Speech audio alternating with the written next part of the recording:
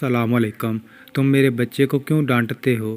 وہ اپنے ماں باپ کا اکلوتا بیٹا تھا۔ کالج کے بعد جب یونیورسٹی میں داخلہ ہوا تو باپ کی معمولی تنخواہ اس کے اخراجات پورے کرنے سے قاصر تھی۔ ماں کو وراثت میں 6 مرلے کا ایک پلاٹ ملا تھا۔ اس کے کاغذات اپنے بیٹے کے حوالے کرتے ہوئے کہا، میرا بچہ پڑھ لکھ کر افسر بنے گا تو ایسے کئی پلاٹ خریدے گا۔ چل میرا بچہ، یہ پلاٹ بیچ کر اپنے تعلیمی اخراجات پورے کر۔ اس طرح اس کی پڑھائی کا سلسلہ جاری رہا۔ یونیورسٹی سے فراغت کے بعد اسے اچھی سی جاب ملی۔ یوں خاندان کے برے دن ختم ہو گئے۔ چند عرصہ بعد ماں باپ کے لیے خوشی اس وقت عارضی ثابت ہوئی جب پسند کی شادی کے بعد اس نے اپنے ماں باپ کو باپ کی کل پینشن یعنی 8,000 روپے کے رحم و کرم پر چھوڑ کر اپنا الگ گھر بسا لیا۔ اس کے بعد گھر میں گاڑی سے لے کر ایئر کنڈیشن تک کی ہر سہولت میسر تھی، جبکہ دوسری جانب اس کی ماں بیماری کی وجہ سے بستر سے لگ کر رہ گئی تھی۔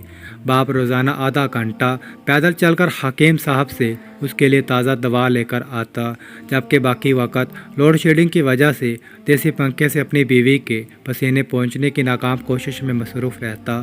ایک دن شدید بخار کی وجہ سے ماں کی حالت غیر ہو گئی۔ جب ماں کو کھانسی کا دورہ پڑا تو آس پاس کے لوگوں نے اسے ہسپتال پہنچا دیا۔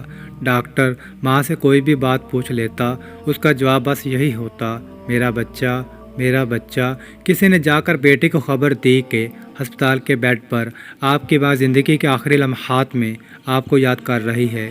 اچانک اس کے قدم گاڑی کی جانب بڑھنے لگے۔ بیوی نے اسے روکنے کی کوشش کی تو اسے دھکا دے کر گاڑی میں سوار ہوا۔ آج اس پر جو کیفیت طاری تھی وہ شاید پہلے کبھی نہیں ہوئی تھی۔ بالآخر وہ ہسپتال پہنچا اور سیدھا اس وارڈ میں وارد ہوا جہاں اس کی ماں موت کی سرحد پر اس کا انتظار کر رہی تھی۔ جب وہ وارڈ میں داخل ہوا تو ڈاکٹر ماں کے علاج میں مصروف تھا۔ اس نے جا کر ماں سے لپٹنے کی کوشش کی۔ جب ڈاکٹر کو معلوم ہوا کہ یہ اس کا بیٹا ہے تو وہ اپنے غصے پر قابو نہ رکھ سکا، کیونکہ ماں باپ کے ساتھ اس کے سلوک کے بارے میں پہلے ہی کسی نے ڈاکٹر کو سب کچھ بتا دیا تھا۔ ڈاکٹر لفظوں کے چھلنی کر دینے والے اسلحے سے اس پر حملہ آور ہوا۔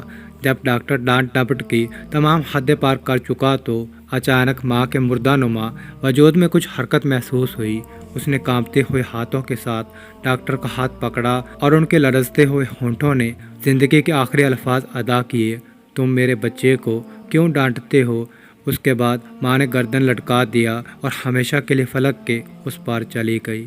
ماں تجھے سلام۔